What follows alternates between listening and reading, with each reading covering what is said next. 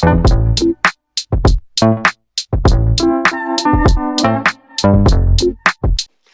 going on? Welcome to By Any Means Necessary. Today for our artist spotlight, I am joined by VA's own Marv P. What's up? What's up? What's up? What's going on? I'm chilling. How you doing? I'm good. Thank you so much for coming, y'all. So I first saw Marv P perform at Culture Fest this year, and the crowd wasn't jumping as I'm sure we all thought it was going to be. But when I tell you he had the people that was there lit, I was definitely like, I was on my phone because we had been there for a long time. And it was just, you know, the wind down of different times. When you came out, everybody definitely perked up. And it was like, who was this on stage? Stage presence was on point. Lyrics was dope. Songs was not trash at all. So, yeah, you had to come on and you had to introduce the people who haven't heard of you to you. So, welcome. Thank you. So, you from Norfolk, right? Yep. Camastella in Northview. Northview. Okay. So, being in that area growing up, was music always something that you gravitated towards? Well, I actually sang. But if you don't use it, you lose it. So don't put me on the spot. Let's go. If you don't use it, you're definitely going to lose it. I'm going to say something. You follow up. You ready? With his whole code? Let's get it. Me. But yeah, like growing up, I was always singing. Okay. And then in like high school, I got introduced to like creative writing and stuff like that. So I started like falling in love with poetry. I did poetry for a little bit. By like junior year, I knew I was going to be a rapper. I wasn't even... College was not a thought. Yeah. Okay, so did you that's what it is, right? In school, started doing music? I thought, leave it up to me, I would have been already signed if it was my decision. Yeah. But I'm actually thankful I wasn't, because it wasn't that good back there. But, you know, you just rapping, you didn't know. That's important. Whenever somebody drop a gem, I always want to pause. So this thing has been in you since you were young. This seed of creativity, being able to write, wanting to do music. Definitely. But you knew it wasn't time yet. Well, if you asked me then, I would have thought it was time. Mm-hmm. But now, if you had the opportunity, somebody gave you a label and signed you, you'd be like, "Let's go." Yeah, I wouldn't have knew what I was doing. Oh, okay. I would have probably signed a horrible deal. Not knew anything that what I was supposed to be doing. But yeah, I definitely would have did it because I thought I was ready. Yeah. But has the core, has the voice changed? And of course, you definitely developed and got older and got better with your craft. But what you were talking about, is that different from back then to now? A lot. Yeah. Because I had stories and stuff. I was like grown, young, if that makes sense. I was mature very early. So, but I wasn't telling the stories. I ain't had the experiences that I got now. I was telling stories, but a lot of times you just rapping and kind of like perfecting the craft. Let's see how many bars I can get. Like, what's the hottest bar I can say? Type stuff. And then plus Lil Wayne was like hot there, so bars was heavy. Like everybody was trying to have the best bar. What can you say and what can you make people like the punchlines? How far can I say I am? At once. But now it's more of the storytelling. You still got that cockiness in your music, but it's more stories you say now than it was back then. Yeah, definitely. I rap from time to time, like I do the freestyle stuff like that. The in studio videos. I'm down for that. But so then I started perfecting like what I'm saying, and I wanted to take pride in like the pen and what I'm giving to people. Because at the end of the day, I would like to use my platform to like influence generations of people. Yeah. So I wanted to make sure I was telling them some substance. So I know artists love to be inspired. Who do you listen to get your creativity moving? Is it R&B? Is it jazz? Is it rock? Like I interviewed Lex Luger. And he was real big on like rock music. And that definitely, obviously, you hear something like, what? I listen to Jay-Z's in there, Rick Ross's. Well, my playlist as of this lately, let's say like last couple months, is definitely a lot of Ross, old Ross too. Like, what's the album? That one. Oh, you can talk. Who we got here with you today? Yeah, you looking at talking. DJ Phone a friend. The hottest young DJ ever. Are you a DJ? Yes, my DJ. Every time you see me, you see him. So you were at Culture Fest? Yes. Oh, okay. So that's the hottest DJ ever, DJ Lee. So we got some Rick Ross in here. We got some Jay. Thank you. I lost my train of thought. But definitely Jay-Z, Rick Ross, the baby. I rock with the baby. That's the funniest guy. Same. Right now. So he's in there. Of course J. Cole's in there. I haven't been listening to a lot of Kendrick lately. But that's Kendrick's pause. I like Kendrick. Point to pause. Why do you think that is? So I've definitely over the years been a huge Kendrick fan, but it does seem like his voice changed a little later on. Like recently, it's not as I don't know. He had like a clear point of view. It seemed like my favorite Kendrick album, Pimp a Butterfly, is like crazy tracks, crazy content, crazy lyrical, everything.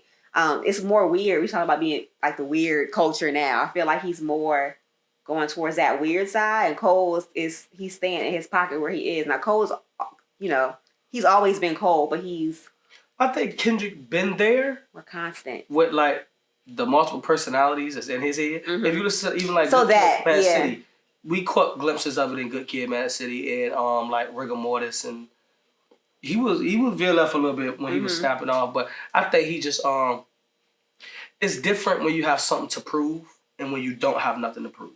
So that hunger and that desire to make your voice heard, he already has a name for himself. So you think he's being more what he wanted to be the whole time? Yeah, it's like I'm creating the things I want to create now. It's not. I have that freedom. Yeah, I'm not pressed to.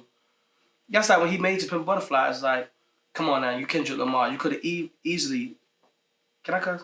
Yeah. Okay, like the album Damn. Like he could have easily gave us an album like that, or easily gave us another Good Kid, Mad City type of album, but he decided to give us that. Okay. And then he'll kill us in a rap when he says, who I forget who verse he said it. He said, "How you let a conscious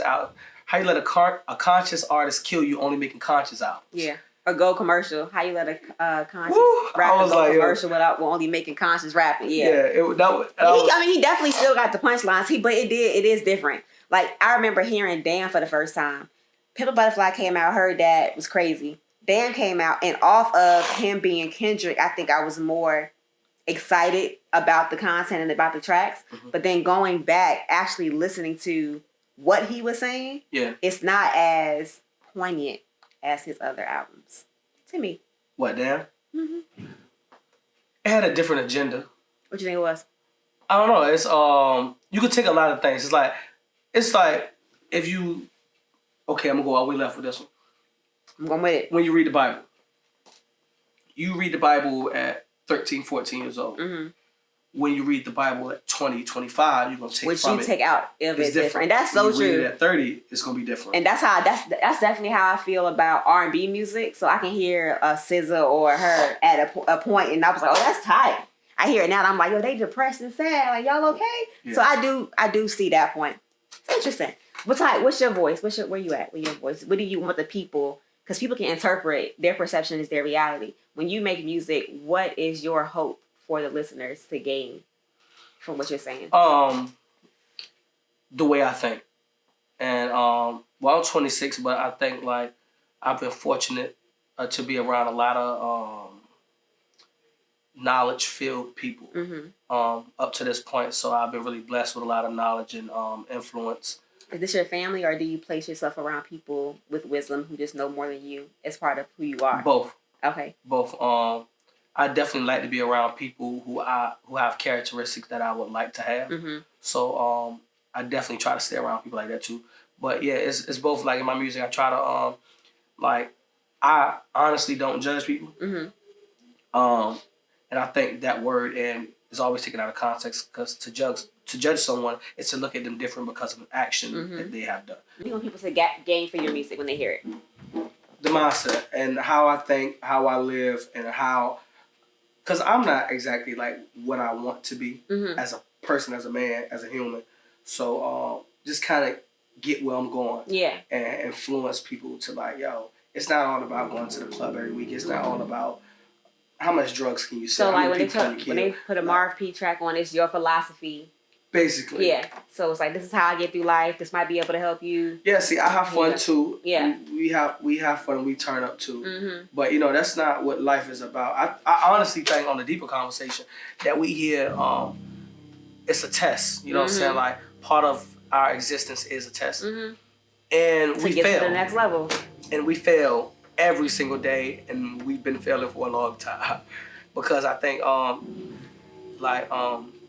just be honest, even when you see people like that's super pro-black. Like pro-black was never meant to be anti-white, but because like when you say black power, I think the media's perception of black power makes people feel like it's anti-white. No, like people just think black power in your means black that power. to them because that's what white power means to them. Right. White power meant to them anti-black. Right. Absolutely. So when they heard us start saying black power, they was like, oh, they on some anti-white stuff. Yeah. It was like, nah, we actually don't care like about you. You good. We just trying to promote and you know what I'm saying? Encourage our people to be better. But because what that meant to them, they kind of like interpreted how ours to me the same. And it was the like hateful nature. But I think at the end of the day, you know, it's not we can keep going mark for mark back and forth. I don't think that's God's intention. Like, okay, like at some point in time the world's gonna spin. We'll be on top, they could be on the bottom. And then the world's gonna spin, they're gonna be on top, we're gonna be on the bottom. And we could keep going tit for tat and it'll keep going forever. Right. You know what I'm saying? But at the end of the day, I don't think that's the goal. Magically, let's say we all just decided to like, because God has a different perspective. So I can respect your perspective without necessarily disagreeing. I feel like it all goes back to intention and it goes back to energy.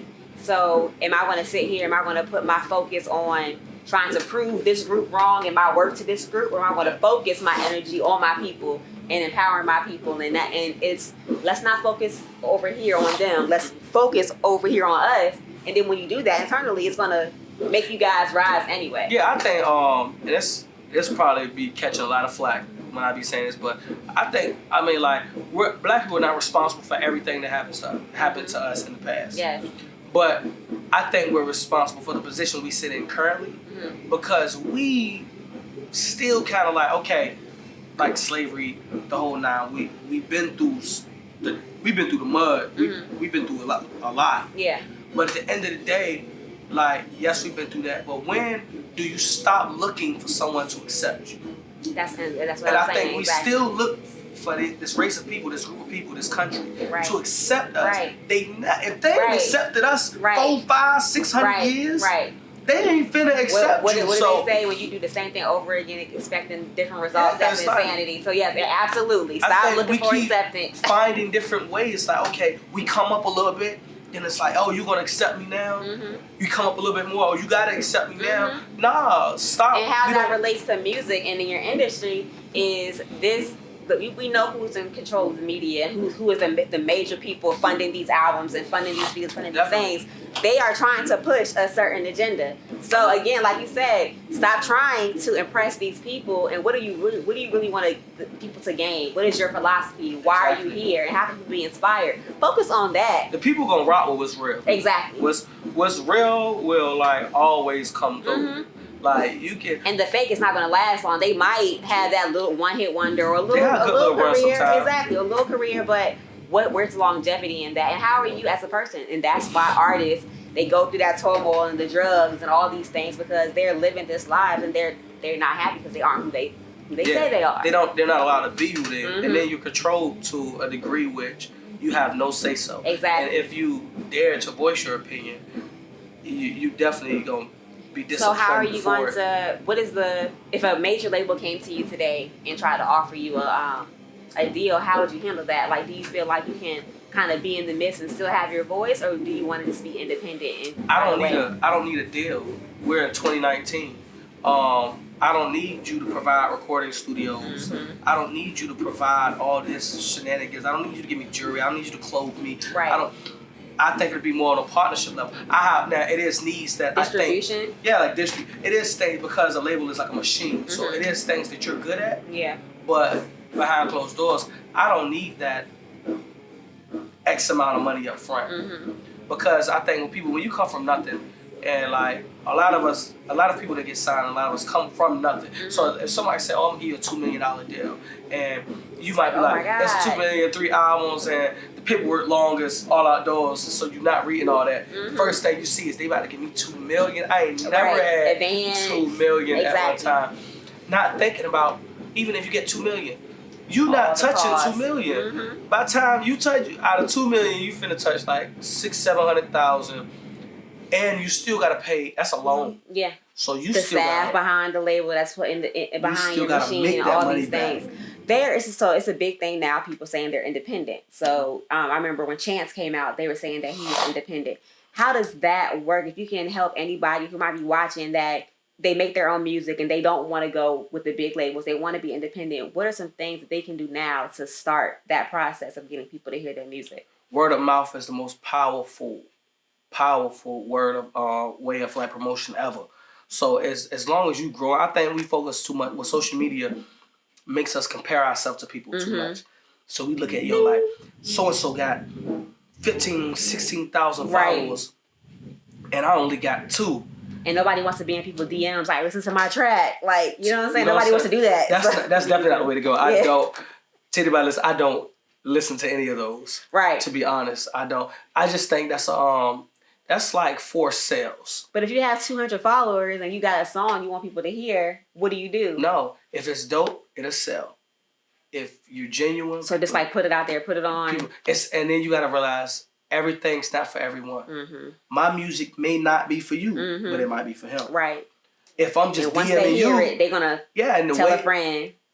It was dope as hell. It's the same thing. That formula always works. If you create something genuine and it sounds good, it feels good, and you genuinely love it, I'm sure you're not going to be the only one that loves it. You just need to find the people who love it. Yeah. So that is more so like I wouldn't waste my time sending my song to someone's DM.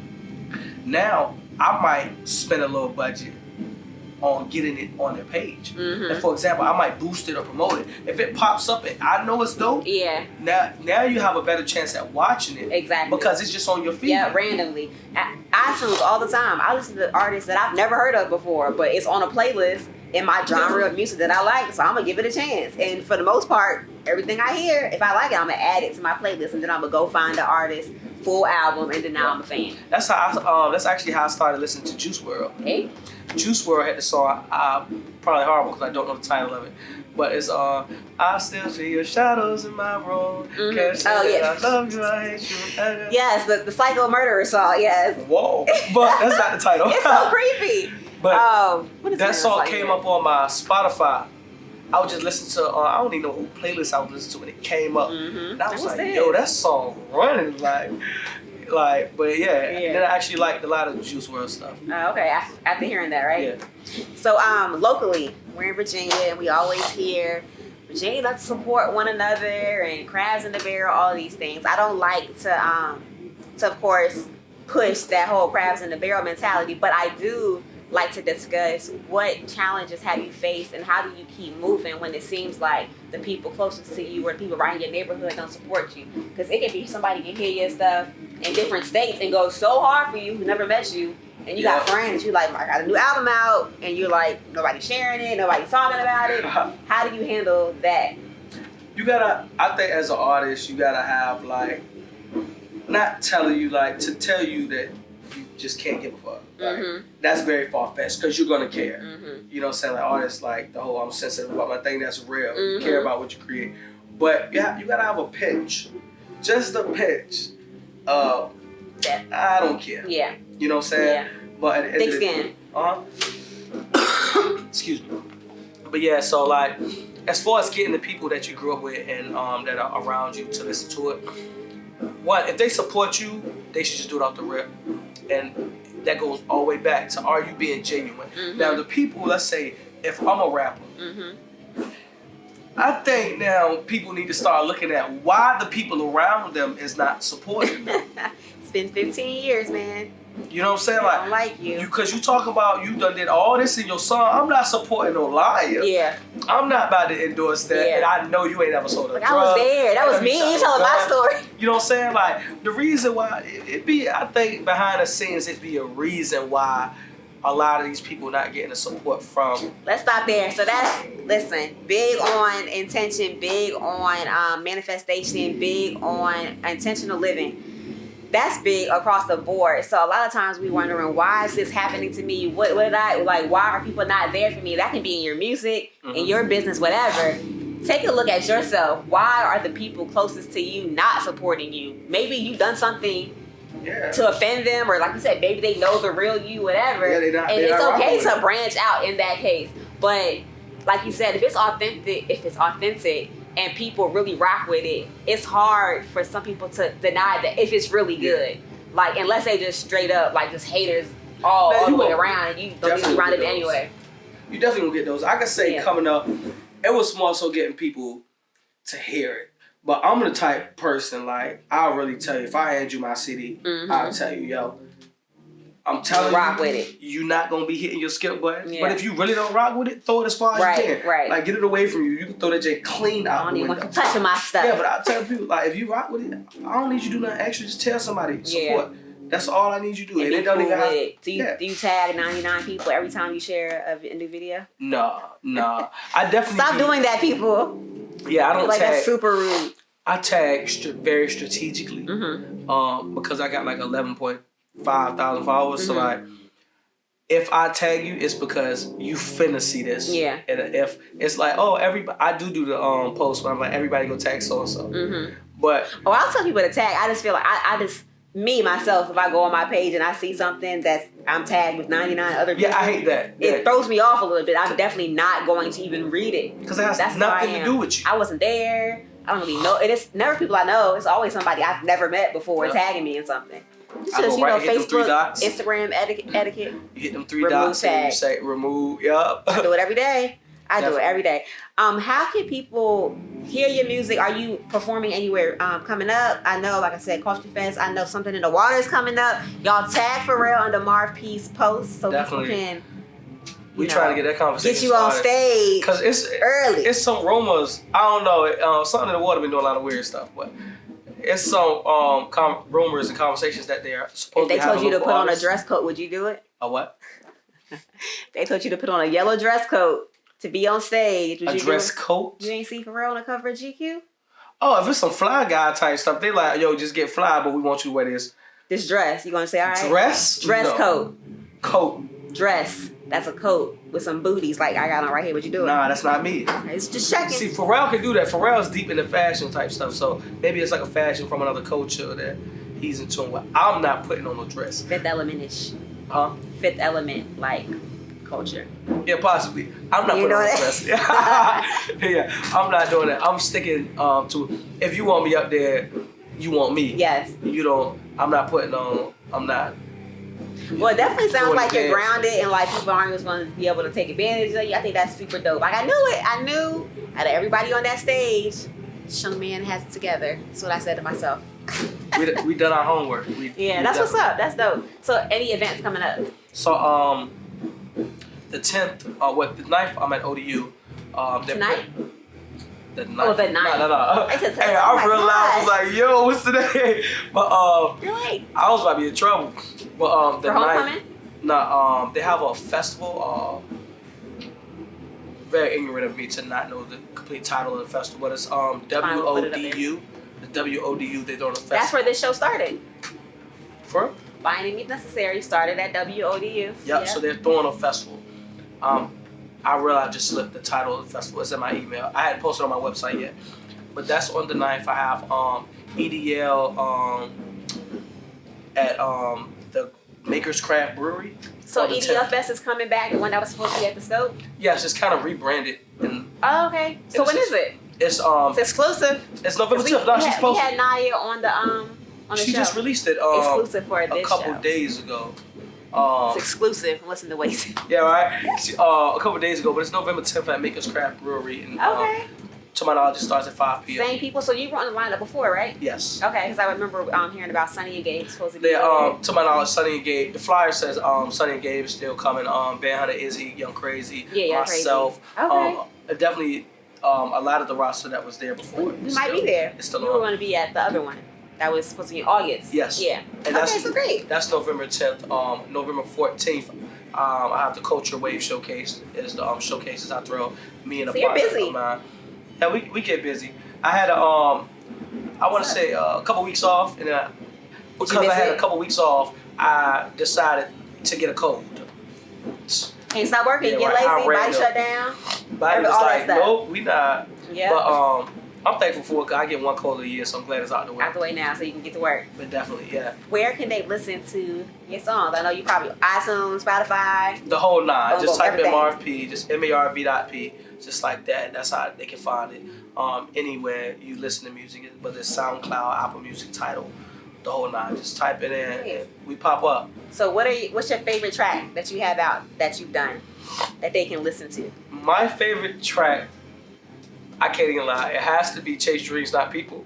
Just because at the last show, I performed the acapella and people realized said every word. For real? So that just warmed my heart. Yeah, oh. You know, so that made me feel like I was like, yo, I'm really touching. Where were you? That was at the Culture Wave Showcase out there. Okay. And people we was at your BAMN music. Room. And man, DJ Lee, he was like, I don't think we should do that. And I was like, I'm just gonna do an acapella. And I hope they jump in. And everybody really rock with me. I ain't gonna say everybody, but a great amount for me to stop and still hear them saying. Yeah, that was love. But that's one of my favorite songs to perform because it's very rude. It's very rude and it's blunt. In your face. So yeah. Is it very you? Yeah, it's definitely. Yeah. We all have different sides. That's here's me, this is me. And it was so fun to create. Like me and Calvin. Calvin is the main producer that I work with, Calvin Mirage, but we was in Atlanta and like we was down there probably for like a week. But Kyle don't sleep. He always producing something. So I wake up and he's in the room across from me, like working. And he's creating that song. Happens to be the track. Yeah. And we go in there and I'm really just playing around. And I probably wrote the song in like 10, 15 minutes. And like I stopped. The song was really short too, because I was gonna do a verse. Initially, I was gonna do a verse for women. That's how it starts. Then the second verse, I was coming at the dudes. Oh, okay. And you know what I'm saying? Just like it's like chin check type stuff. But when I got finished with the first half of it, I was like, nah.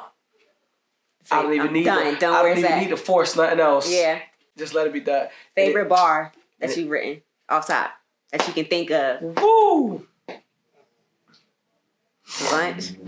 That's a hard one. Yeah. I got a few. I definitely got a few, but I could say one I don't think many people catch is the Kanye. I put a Kanye West bar like behind a bar. And how does that bar exactly go?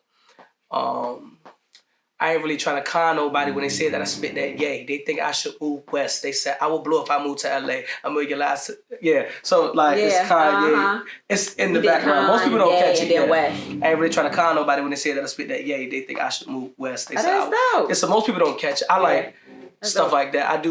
I stick to like hip hop roots for just the purpose of like listeners. Yeah. People who really in tune with hip hop. You like Lupe? To a certain degree. He does that. To a certain degree. I wouldn't say I listen to a lot of Lupe. No. I'm probably gotta go back. The least Lupe fan. Gotta go back. But Lupe I'm definitely a bar fan. Anderson .Paak and Miguel. Like Anderson .Paak is a real one. Yeah. We actually what year was this? It's 2019. This was 2016, 2015. Y'all met Anderson .Paak? Yeah, Anderson .Paak came here and this was his first tour ever. And my homeboy Testimony, we was able to open for Anderson .Paak. Did you meet him? You said you met him. Was he cool? We met him in passing. Oh, okay. So it was like, hey, what's up? Okay. Like you gonna be on stage? Okay, I'm gonna see you. He probably didn't see us. Yeah. But we that night we also met Black. And this was before Black blew up. So he made the comment on his album, like you said earlier, when he was saying that he didn't want to sign to that label because he knew once he did, they was going to try to change him. He had to stick in that pocket. Whatever he said that when he got signed, he would have to stay at that moment in that vibe, and that was not what he wanted to do. So he waited 6 years to get out of his contract, and then that's when everybody heard. You know what's crazy? So right after the contract probably ends like somewhere around 2015. We met him before he knew he was famous. He wasn't. We meet him. He still has the hair. When I found him on iTunes, it was around that time too. It was. I swear, like I heard of him, found him, and like 6 months later, everybody else was like, "You heard Black?" Yeah, he came here. So we're all there waiting to sound check. So we're at the Nova. I think Anderson's the Free Nationals was sound checking. Anderson wasn't on stage at the moment, but they was finished up, and Black was about a bar, and we stand there and we chopping up with him. He just an interesting looking guy. Like he had the whole hair thing going on, big blue shirt. He had huge black hoodie and it was a jean jacket or something he had on, but very baggy, ripped, vintage look. So he said we just chopping it up, and he's like real down to like you just tell like he got to look like a cloud around him. Yeah, so he's like, yeah, I'm performing tonight too. He was like, yeah, we excited to be there. Yeah, and like he was like, yeah, we performing too. He's like, real heavy. That's cool. And like we talked for like probably 20 minutes, but the vibe he gave off was just like he didn't know what was coming because he's been in that funk for so long. He didn't know he was out of it. So we looking at him like, man, you opening the whole tour. Like, we trying to get like you. Yeah. And like, he can't see that. That's crazy, yeah. So but y'all were hyped for him. Like, and I'm sure y'all energy helped him at that moment. That 20 minutes y'all spent with him. Because if he was down at the bar, you know what I mean? But I think that was just his vibe at the time. Sad. Because like, even now I go back, because even after he performed, I remember like we watched him perform and stuff. And the only comment, the music was fire. It was the Free Black album. Yeah. So he performed like Problems. He performed all the songs. And we was like, yo, not Getting Old. That was X. It's on the album. Yeah, I know that whole album. Yeah. So we was like, the music crazy. Yeah. But he kind of like walked around the stage and just was chilling. But I was like, I don't know about the performance. Yeah. But the music was fire. Have you seen him perform now? When since he cut his hair? Atlanta. What was it? East Atlanta Love Letters came out? I haven't seen them yet. So it was, footage released when he was on tour. Same stuff. Same. But it's probably more uplifting. Not a cloud. I'm talking about how he moved across stage. Oh, that's him. It's just him? Cool guy, yeah. Yeah, he was real too smooth, but the music was crazy hard. Yeah, so after, I remember like, it was some months after, like halfway through the tour, Problems really blew up. So we was like, yo, this is the dude we met. Yeah. And we was just decided, it was like, yo, he made it. Yeah. Because like, they're listening to the interviews he was doing about where he was at in life at that point. Homeless. We understood it, because it was like, yo, that's the guy we met. Right. So of course he couldn't see his way out of it. He was in it. So it was dope. But things like that is what drives me, because I'm like, yo, I literally it's tangible almost. Seen where he thought he was. Even coming out of that. Me and my crew, we pulled up to Forest Hills Drives every time we go through North Carolina. I remember the first time I went through, it was after J. Cole dropped the album. I was like, we going to the house. Yeah. We pull up to the house, and me and a partner of mine, Testimony, we sit outside. We like get out of the car and just sit there. Neighbors probably think we mad creepy. But we realized just sitting outside the house like, yo, somebody made it here. It came from like normal neighborhoods where we could come from. And every time, I think the next time I took Lee and like we all went there, and every time we go through, I try to make my business stop, because it's like, it's humbling. I would have touched the earth. Like, let me just touch that earth that was there. It's humbling. Inspired. It was like, yo, like this guy real life became everything he wanted to be from places where we are. So well, you next from Norfolk. Y'all ain't going on field trips, right? You know what I'm saying? We ain't going on field trips. Ain't going on field trips. I'm at the Grammys, biggest field trip ever. Exactly. I'm taking my grandma to the Grammys. That's what's up. Thank you so much for coming through. I want you to pick a song that you want us to hear and do a drop for me in the camera straight on. What can I do? 2? Yep. It's your boy Marv P. And which camera I'm looking at? It's your boy Marv P, and right now you're about to check out Chase Dreams Not People by Marv P, produced by Calvin Mirage. And second drop. It's your boy Marv P. It's your boy Marv P. I feel like we're doing 106 apart. Yeah. It's your boy Marv P, and right now on the number 1 on the countdown, you are finna check out It's No Sweat by Marv P, produced by Calvin Mirage. Check it out.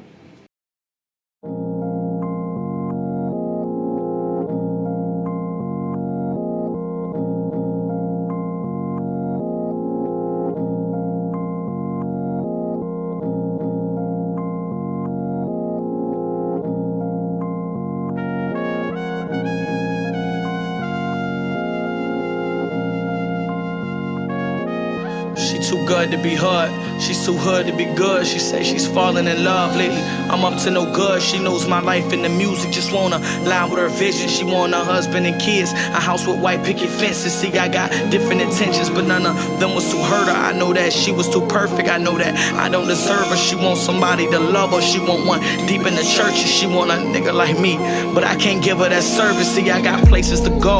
I'm back and forth on the road. I see that you found your way. I look at y'all like that's gold. goals. I know my time is coming. I know this life taking tolls. I always brace for the worst. I play this game on my toes. I got one that hold me down like an 808. I got one that's come around, but she never stay. I got one just came in town and she tryna lay. So if you ain't tryna be down, it's no sweat, no sweat, no sweat. I got one that hold me down like an 808. I got one just come around, but she never stay. I got one just came in town and she tryna lay. So if you ain't tryna be down, it's no sweat, no sweat, no sweat. Plane just landed, she flew in from Kansas. Met her switching flights, got delayed in Atlanta. Got a telly, spent the night. She crashed with me when I separate ways, not knowing what's in sight. For our future, one day hit me up, said she be here tonight. In my city, told her pull up. I got a show to do downtown, and if you down, then afterwards we can do us. Don't know too much about her personal life. She said she's single to marry, but on vacation tonight. See, I got one that hold me down like an 808. I got one that come around, but she never stay. I got one that came in town and she tryna lay. So if you ain't tryna be down, it's no sweat, no sweat, no sweat. I got one that hold me down like an 808. I got one that come around, but she never stay. And I got one just came in town and she tryna lay. So if you ain't tryna be down, it's no sweat, no sweat, no sweat, no sweat, girl. No sweat, no sweat, no sweat, no sweat, no sweat, girl. No sweat, no sweat, no sweat, no sweat, no sweat, girl. No sweat, no sweat, no sweat, no sweat, no sweat, girl. No sweat, no sweat, no sweat, no sweat, no sweat, no sweat.